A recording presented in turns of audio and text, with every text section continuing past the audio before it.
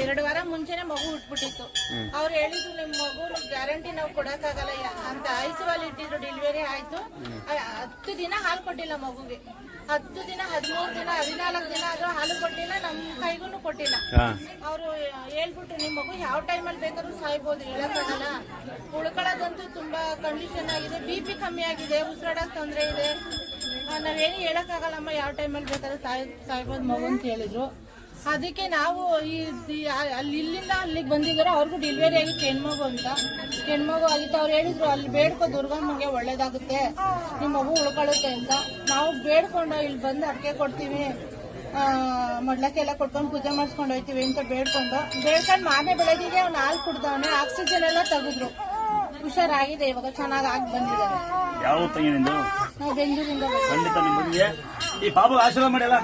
ಆಶೀರ್ವಾದ ಕೊಟ್ಟಿದ್ದಾರೆ.